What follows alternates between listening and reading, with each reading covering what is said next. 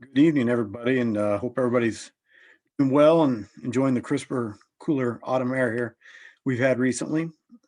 My name is Nathan Stolding. I'm a district sports specialist with the Indiana State Department of Agriculture, and I'd like to thank everybody for attending the final virtual Tuesday session.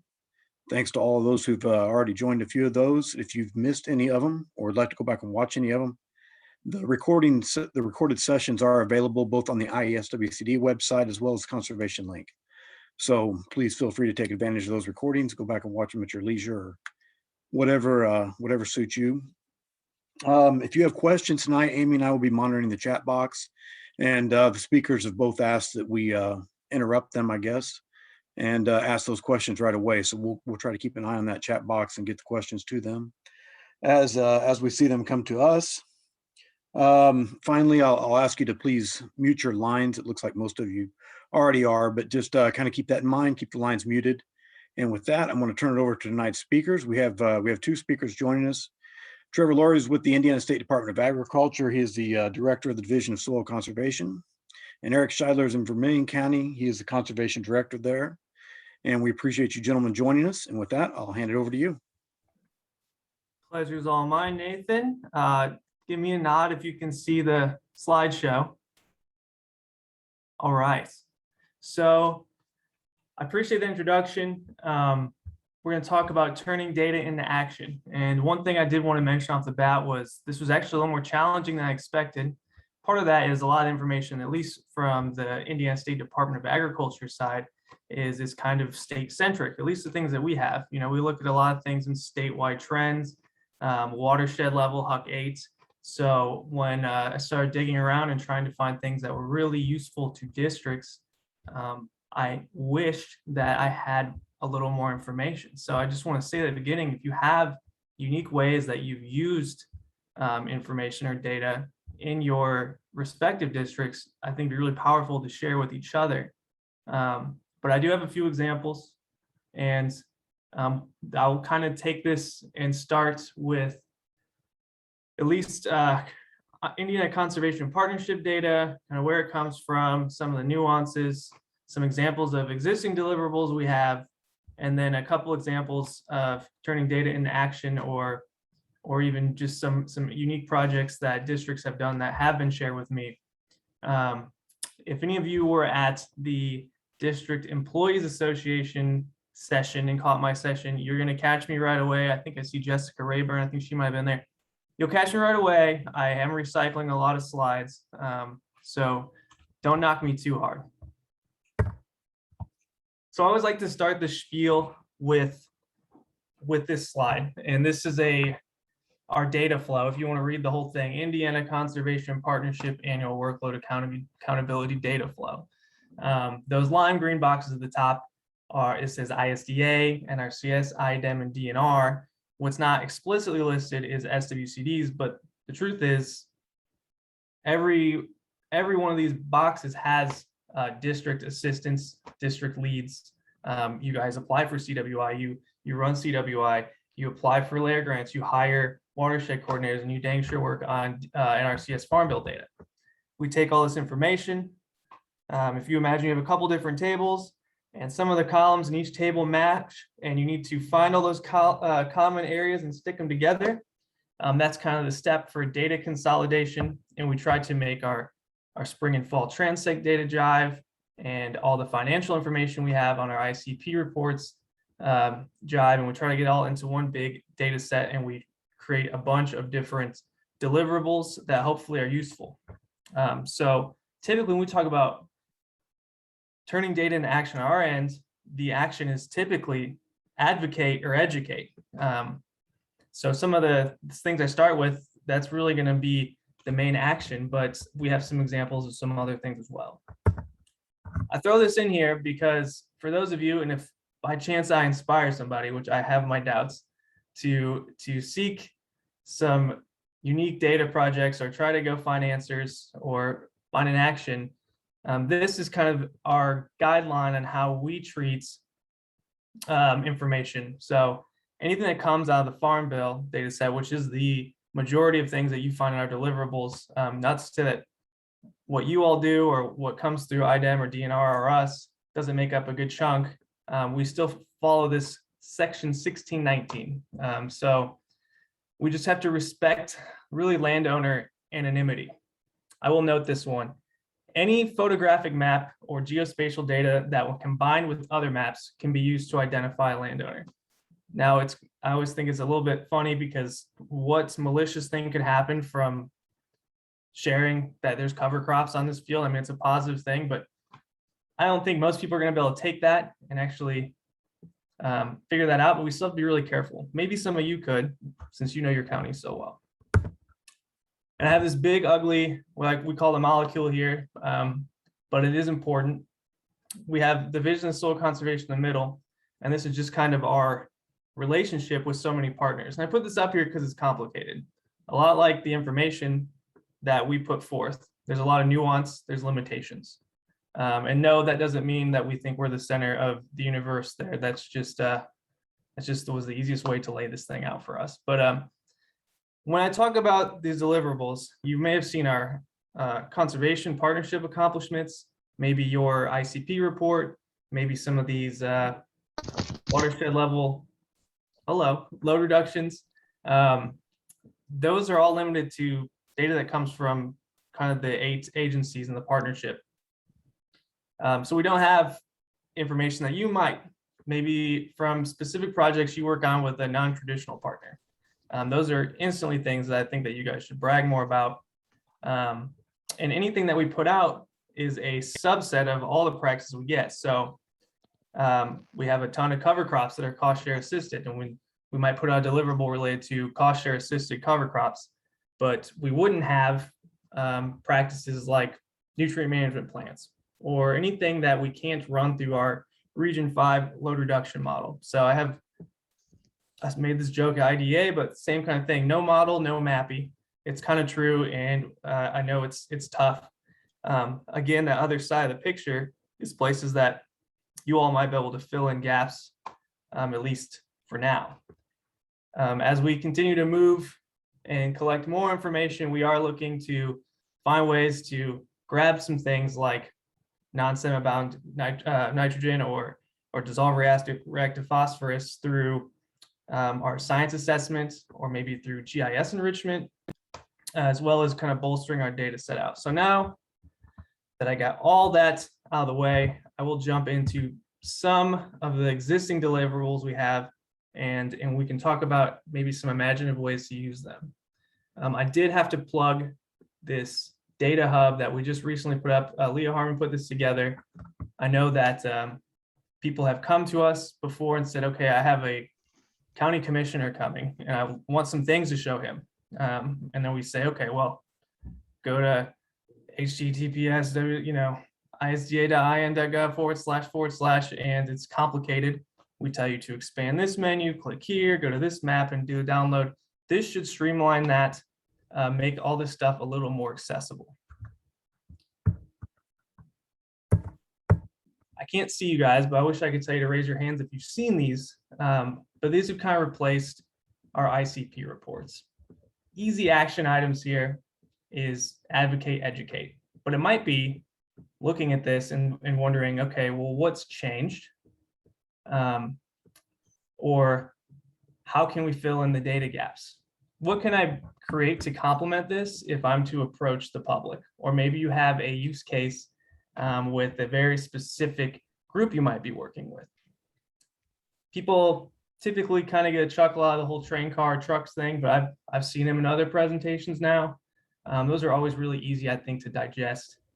And we also include some funding in land use. I'm going to kind of breeze through this stuff because I have stuff that's more pertinent at the end, I think, for this crew. But I do want to mention this too, this conservation statistics by Huck 12. Again, you can find all this in the data hub. You can come in and download 2013 through 2020 data, as we call conservation statistics on any sub-watershed Huck 12 level in the state. And you can download it by CSV. This is just one I took, and the reason we're kind of picking on Delaware County here is because that's where Muncie was, where I did the last presentation, but I did change these slides up a little bit. And one piece here was I simply downloaded the information that we had for all the HUC-12s that touched that county, and we sorted them by active BMPs. And I will note, installed BMPs would be anything installed in a given year, and active would be things that were installed in a given year, plus any practice that may have been installed in a previous year, but is still actively reducing sediment or performing environmental benefit.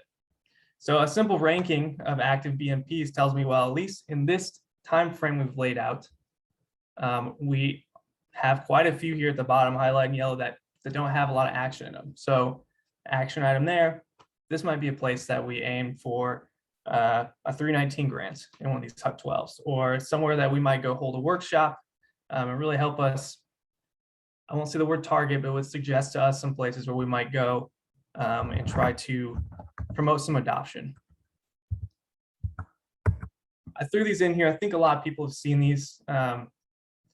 We have a lot of these, like on the left, Geist Reservoir. These were based on surface water intake data from DNR. So we looked at drinking water, surface withdrawals, as well as kind of proximity to the populations, and then some of the other ones that exist for like a Western Lake Erie Basin, or maybe just the whole Mississippi, are just areas that have had a lot of interest, are important, and maybe at a national scale or local to regional water quality impairments. We create these for a lot of different watersheds. They might be useful to you if they fall in your county, but I do want to note, and I'll get to it, we make custom requests similar to this for all kinds of different areas in the state. Everything that comes through our conservation practice tracking is tracked at a point. So you can cut and slice and dice those however you want, and really look at any regional or really sub-county level you'd like, or a larger area.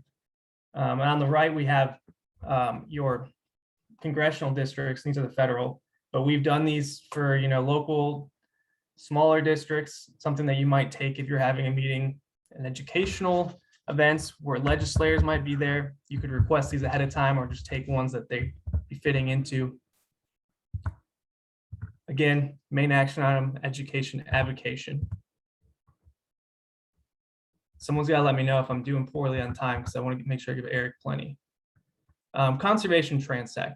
I do want to talk about this a little more. Typically, we give you this map, and you compare yourself to your neighbor, and you think that can't be right, or maybe that's right, or hey, they don't have the same challenges that we do. But one thing that we did differently this year was we gave districts the tools, at least the XY coordinates in their spreadsheet, so they could go and map these. And I know everyone isn't super comfortable in ArcMap, but even if you know someone who is, or if you want to work through us, we can try to take your Transtec data and make it a little more useful. We have these watershed maps. I've seen an exercise where someone said, hey, we made up 30% of this watershed, and they use that to go around and kind of brag on, or even work with their neighboring counties to make some things happen. I had a specific example, and of the image at the top, I have flipped and mirrored and kind of manipulated, so you wouldn't be able to tell whose it was, because I didn't explicitly get their permission to use this, but I figured it was a cool example, so I bring it up. We had worked with this district in particular to take a couple different years of Transtec information and see where most frequently their cover crops fall. They use this information, and they were pretty familiar working with the DC and being district personnel where cover crops fall, but seeing it all laid out in front of them and dividing their county by quadrants, they were able to think, well, maybe up here we could hold an event. So they did work locally to assemble some landowners in the area, and the action item was a field day. And this is kind of just a nice action item based on that. But again, I thought that was a cool exercise, and I haven't seen a lot of people using these points yet, but we'd be more than happy to work with you to maybe tackle some more, some more specific requests if you have the need. I did want to throw out these funding dashboards as well. These were put together, again, maybe not so useful at the district level. I said at the beginning, we look at a lot of stuff through a state lens. But you might look at these and wonder, well, I see a lot of these federal programs growing. Maybe they just started to exist. Why don't I have that here? Or looking at the state conservation investment, you might have some of the same thoughts. We put together a ISDA program funding dashboard as well. And one thing I always like to point out is the way that the usage of these CWI grants have changed. You might be thinking to yourself, approaching maybe your county and thinking, man, we have to spend more and more of our grant dollars on really soft funded positions. We're not alone. We're not alone in that. There's nothing wrong with that. I'm just noting these might help you identify trends. And if we're able to take maybe information that's local to you and assemble other trends, we'd be happy to help you with that. I understand that not everyone has access to these dashboards, but we do. So we'd like to serve as, kind of a data liaison, or at least as a service in that regard. And I did want to mention, a lot of stuff I've talked about, and I know I breezed through that, but the whole point was I know we have a small amount of time and I could do this for 2 hours. We do have kind of purpose-built data requests that come through. And these are things that you might consider if you have a specific purpose, you need a specific data set for, you might work through us, or even with really, I don't know, you might work through our data request form and try to submit a custom data request if you're working on a specific project or aiming to apply for a specific project or grant. And again, this can all be found on that data hub. Here's one example. This is looking at nutrient management plans in 2019 by Hub 12 in the Western Lake Erie Basin.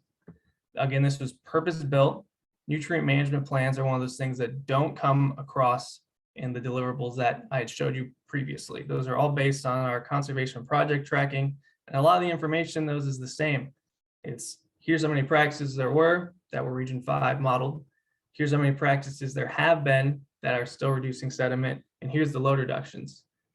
If you want to speak with us or submit one of these requests, we can dive in a little deeper. And there's nothing to stop you from taking some of the data you have and creating some unique deliverables. But here the idea was, let's look at the acres in nutrient management plans divided by the number of ag acres in a watershed. So looking at Hub 12 levels, this was usually to suggest areas where maybe they could have some promotion or have some folks go out and reach out about adopting some of these nutrient management plans. And on the right is just a really general land use, but this is, again, the transect cut up in a way that isn't necessarily county-centric. And we're able to take that and compare it with NAS and draw some conclusions about the entire region. So if you're working in, whether it's a HUC 12 or you're working a larger partnership across a couple HUC 10s, we can take a lot of this data and cut it up for you or work with you to do it yourself. Here's another piece, and this one really is in depth as you can get. Maybe not the map, but you can see there's a table included, and that would include about everything that we can provide. Practice counts. We list all the practices we have in our data set, fall and spring Transtec data, a comparison in there that unfortunately I didn't show. Comparing your fall Transtec to spring to see what was tilled in those couple months between the two Transtecs. We include land use data as well as confidence stats on the Transtec.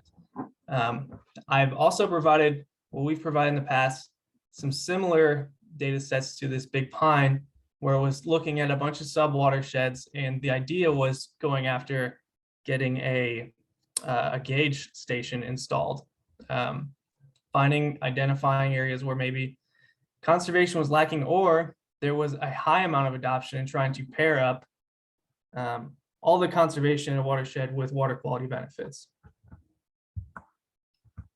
This one, these are cost shared cover crop acres versus total cover crop acres. So the green being things that are implemented through a cost share program and the blue being from the Transtec.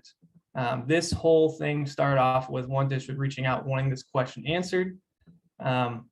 And then we ended up making a whole map for the whole state and charts for every single county. It's an interesting exercise, and it helps you track, well, is our adoption because of the programs, seeing kind of, is there a lag between adoption and enrolling in a program? And you can look at that at more high levels with the Transtec points themselves. Here was an example from District 1810. This is an ag service district. I think they've changed the name of that in the Northwest, and it was exploring farmland loss. This was years ago, but we did do this for the whole state. Again, the action item here was really to try to address farmland loss. And the group that we gave this to, I don't really want to mention them, but not because they did anything wrong, but just because I want to respect their privacy.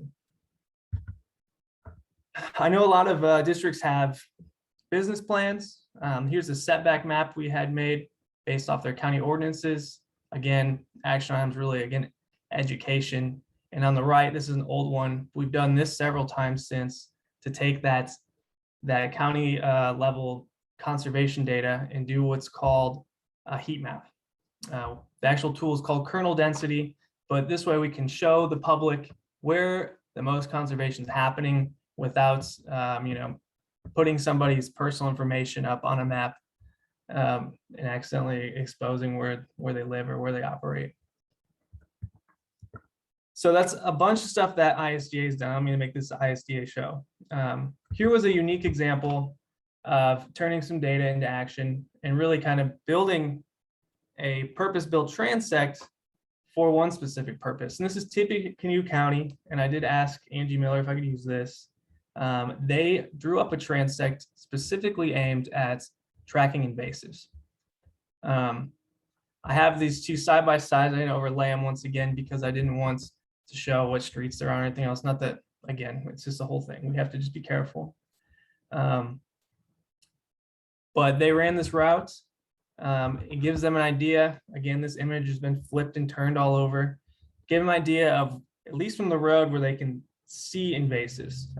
The action item is going and managing them and giving them an idea where if you can see them at the road, you can bet they are probably off the road. Ag fields are managed, something like invasives you find in places that typically aren't managed as often or nearly as in an involved manner. And here's one of my favorites. This was from Porter County, and I heard this when I was in the field, but there was a little bit of a, I'll call it a myth, that cover crops results in a later planting because they slow down the speed at which your soil temperature rises. So Porter County, and I don't think Michelle's in here, but this was Jared O'Brien. He's now with U.S. Fish and Wildlife. Bought these hobo temperature loggers and buried them in two fields, one with cover crops and one without. They took daily readings for 3 years. The action here was really to dispel a myth. They buried them for 3 years, and they're able to show, and these kind of top 3 charts here is what I'd be looking at, that there really isn't any correlation, and there's not really any truth to that statement. The soil temperature rose in the same manner with the cover on than with off. I don't touch a lot on it, but as a lot of district people know, there's loads of on-farm trials that you guys would have a better capacity to do, especially to answer specific questions that may be lingering in your area than we would. We have infield advantage. I know CCSI has worked with numerous districts and particular landowners to do these things, but you guys might link up with Purdue Extension. And I know that there's some folks, again, a plea to talk to each other or share information with us. We'd be happy to help you tell your story on anywhere that you have turned data into action. For folks who have done things that maybe are out of the ordinary or things I wouldn't be able to talk about today. And I would be remiss if I didn't mention the Ag Conservation Planning Framework. We've done 2-hour presentations on that already. I encourage you to reach out if you're curious about it, but essentially what this is a GIS package.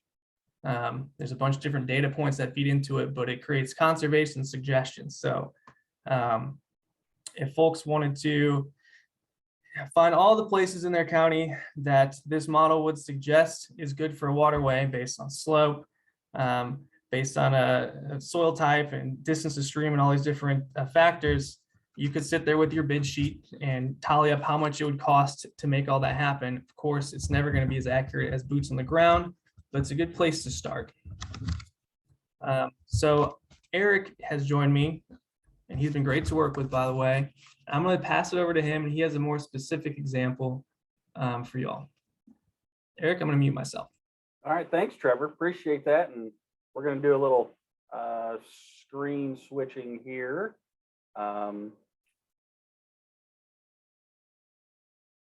I will get my PowerPoint here up and going. There we go. Can everybody see that PowerPoint? All right, good deal. So, you know, like Trevor said, you know, this is the second time I've seen his presentation. I saw it at IDEA conference and then working with him, and I marvel at the data and what ISDA can, you know, provide for districts. And, you know, I learned some stuff, and it really, and I hope a lot of you guys do too out there, see some things that you can use, or it spurs some thoughts of, okay, I've got data at home. How can I manipulate that into something usable? And that's what I'm going to show you here. A couple of examples of what I've done here with some of the data that we have. And if it's bothering you that I'm not quite looking at the screen, I'm looking at two screens here. So I apologize for that right now. But what you're seeing right now is an Excel spreadsheet. And this is data from the STAR program that Park and Vermillion have been a part of the last couple of years. And this mess is the data set that comes out of the information that we enroll for producers and their fields. And so, you know, you look at something like this, and I know immediately most people are like, nah, I'm out. I don't know what to do with this. So, you know, you can take stuff that looks like this and make it into something that is actually usable. And I'm going to show you a little bit about what we did. So I took a lot of this data and did some aggregation to it with, you know, tile, acres that are cover cropped and things like that, and was able to come up with something that looked like this. Well, this is still kind of messy. But what I did was in the top left-hand corner, you see total acres captured, you see total acres with drainage, you see total fields cover cropped and things like that. And I was able to take that data and put it into the Region 5 model, and that gives us some of the things that even ISDA puts out, you know, the sediment load reduction, the phosphorus load reduction, and things like that. And so now we have numbers. This looks a little cleaner than the slide before, but it's still, people see that and their eyes glaze over, right? They don't know what to do with that or how to interpret it. How did I get those numbers in the red box? So we have the Region 5 model. It is on Conservation Desktop there, or whatever ours is. Conservation Link, sorry.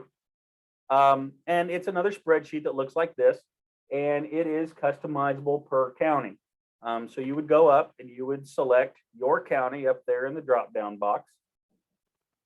And then you would put in certain variables that are unique to your county, and those go in there. There is also a guidance sheet that goes along with this that you have to refer to in order to get some of these variables. So just note that not only do you have to have conservation or the Region 5 model, you have to have the guidance worksheet that goes with it. You put in your variables that go with, you know, cover crops and things like that. And then you put in however many acres are affected, which is at 2734. And then, it spits out your sediment load reduction, your estimated load reductions. And so that's where I got those numbers that were in the previous slide in the red box. And then you've got hard data now that is usable, that you can do things with. I will go back to this slide real quick. I did do total estimated load reductions from cover crop acres, but I also did it for just no-till acres with no cover crops. This up here is no-till acres and cover crops. And then we did have a few strip till acres. So I was able to even break them down into those subset kind of snapshots as well, just to see the differences in what we're saving. So we get through the Region 5 model, we take that number, and then I did kind of, I stole the idea from ISDA, I'm not gonna lie, but I made some infographics then from that data that is unique to that program. And so now I have infographics that I could put up at a booth, at county fair, at some other gathering that we have where, I want to communicate to people, what is our SWCD doing? And this is easy for people to understand. We can talk about, okay, we're saving 277 triaxle loads of sediment going into the Wabash River. They can see that. We're saving almost a whole tanker truck full of nitrogen going into our rivers and streams. They can visualize that. And that, I think, is very impactful. It's very powerful when you're talking to, the general public, when you're talking to, local county officials, commissioners, councilmen, whoever, again, like Trevor said earlier, advocating and educating for what you're doing. And these simple tools really help make an impact and help people understand, okay, this is what you're doing. This is what we're saving from going into our waterways, blowing across. I mean, you can even talk about, wind erosion and things like that. So again, just a nice tool. And that's kind of the steps that I went through. If you haven't played with the Region 5 model, and you've got cover crop acres, you've got cost share acres that you're doing locally, and you want to play with some of that for, your district or whatever, use that Region 5 model and pull out some of that data. Another one I'll show you is in using Google Maps. And this is another tool that's out there that we have. And again, this is our well water testing sites. And this is great for going and showing the impact of a program. This is program specific. And so this is showing all the sites that we've tested well water in the county. And it actually mimics the shape of our county, if you know anything about Vermillion County. And so this is a unique piece to us that I can then take again to partners, to local, elected officials or whatever, and show them the impact of our program. I can also manipulate this to show problem areas. This one I haven't, but I could pretty easily. I could go in and show, problem areas and change, the water spigots that had bacteria issues. I could change those red and show hot spots, or arsenic. We had an arsenic kind of problem here a few years ago. Again, I could pinpoint that. And what I've done is I've collected all that data, addresses, and then well testing information, and I can dump that into Google Maps through an Excel spreadsheet. I'll show that. I'll go through that with you. So you go up to the three little dots, and you open that up. It says new map. So you'll open a new map, and then you're going to import your data. Now that data can come from, like I said, CSV file, Excel spreadsheet, or if you're in ArcMap GIS, you can download, export a KML file. If you're in Google Earth, you can export a KML file, or vice versa, send them back and forth in those. But you know, you're going to import that data somehow. In this case, mine was an Excel file. So you're going to import that, and then you're going to go over here, and those data sets, they're all going to come up on those little teardrops. That's too boring. We don't want the teardrops. How do we change the teardrops? You go to the little paint bucket there where it says all items, and you click on that, and it opens up, and it gives you this choice, and you can go down to the more icons there, and it opens up all of these fun, and that actually scrolls down, and there's all kinds of fun icons that you can change on your Google map just to make it more interesting, because people want to see some variation. And so you can take one map and you can put lots of different icons. You know, you can put, you know, the hazardous warning symbol. If, you know, you've got a problem area, maybe that's where your arsenic is, but that hazardous warning, make it something that alerts people to a problem or whatever. But, you know, that's how you change those things on those Google Maps. And then you can upload those to websites. You can make those available to however you wish, print them off, and you know, whatever you need to do. And so then you get, like I said, you get maps that look like this. So, you know, that was just a real quick and dirty step-by-step example. Couple examples of how here we have taken data that we've collected that are unique programs, and we've created, you know, deliverables that we can then go out and share that people understand. They can see it, they can look at it real quick, they can make, you know, assessments, and they don't take a lot of explanation. You know, they don't have to know the data to see the results, and you don't have to spend a whole lot of time explaining the process. And, you know, that, I think that becomes very valuable, and it's worth your time. It does take a little time to do these. This is an investment in time for you to sit behind a computer and aggregate that data. That is true, but it's worth it.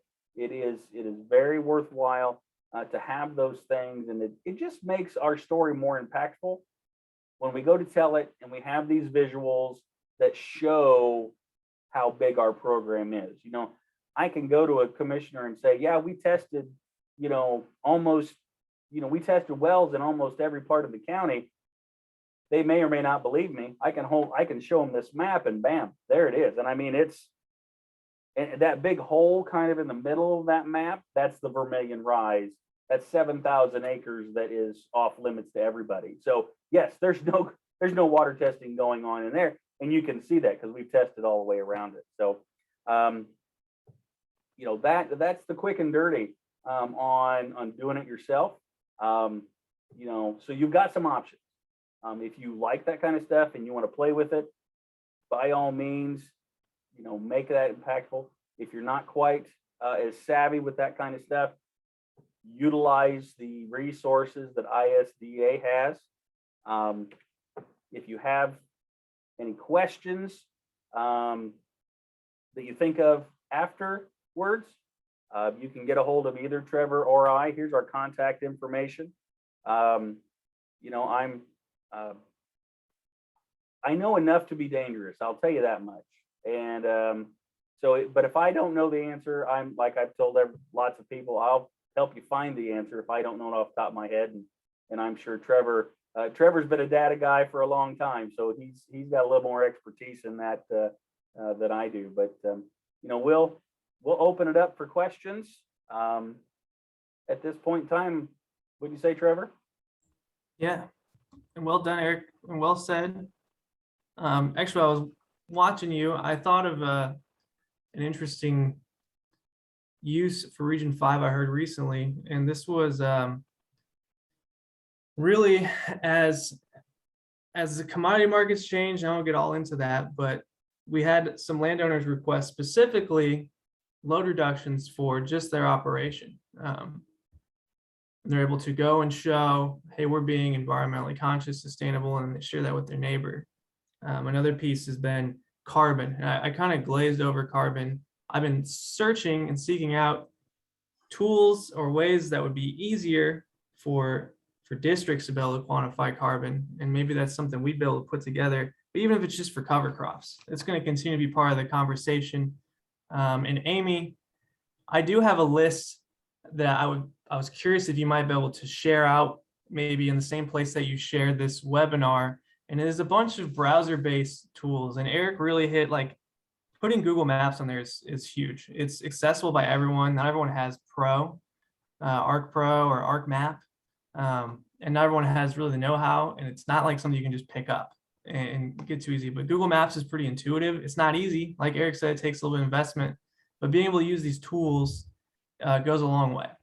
So Amy, I have a list of browser-based maps, data sources, things that anyone could use through their Chrome or Firefox. I'd love to hand over to you. I can't believe I didn't put in my slides today that maybe you could share alongside this presentation. People could take a look at some of those. Yeah, I'd be glad to do that. Just go ahead and send them to me and I'll do that. I will.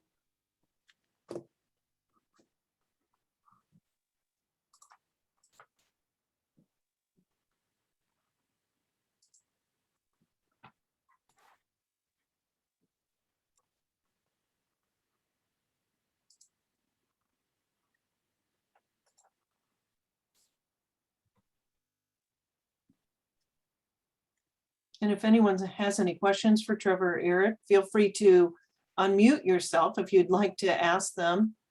You can turn your videos on, or you can just put it in the chat box, either way. We tried to make his data as interesting as we possibly could. I mean, you know, we did our best.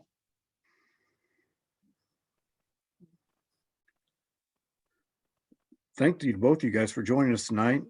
And, a lot of good information. I hope the districts will take advantage and use this information as they can.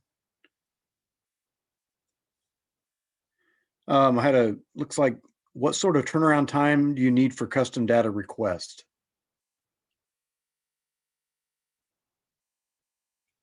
I almost typed a response, but Leah asked this question. Actually, it's a question that's come up a few times, so I appreciate you putting that out. For things related to cost shared practices, they're really quick. The database has been built out over the last couple of years. We can query that stuff pretty quickly. If you have a specific map you need created, I'd say ask in at least a week in advance. When it comes to data sets that maybe fall outside of what we're doing, such as the land use example I put up, a farmland loss, or maybe some something based on, say, ed maps or a USGS data set like Sparrow or some of these other, those would take a little longer to do. But anything related to partnership and working lands conservation data collected by you all or any of our partners, those would be, I'd say, a week. And if it's a table, probably a few hours. But if it's an actual map, probably a couple days. Thank you, Trevor. Thank you, Leah, for the question.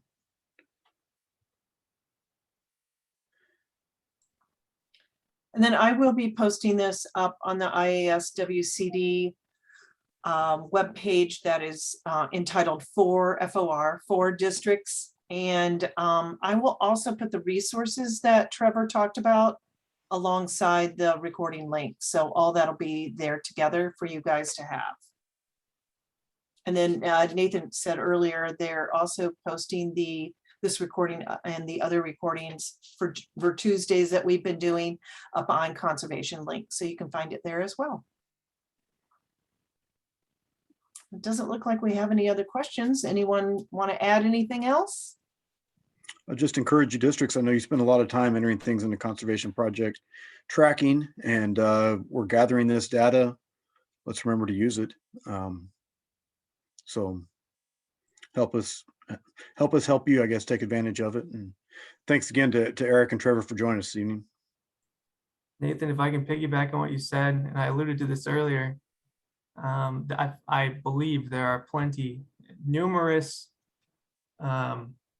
district-led programs out there that we simply don't capture with the practice tracking that we currently do.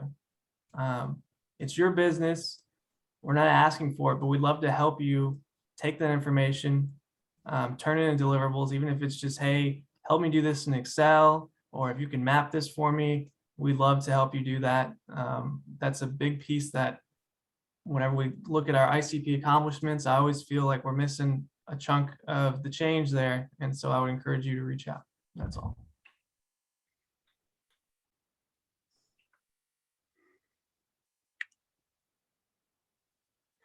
Thanks to everyone for joining us. Amy, am I missing anything on the wrap up? I don't think so. I think we're good. So we'll close down. Thanks for joining us, everyone. And watch for those recordings posted on the sites, and have a nice evening. And thanks, Trevor and Eric. Thank you. Have a good evening. Thank you. Thanks, everybody.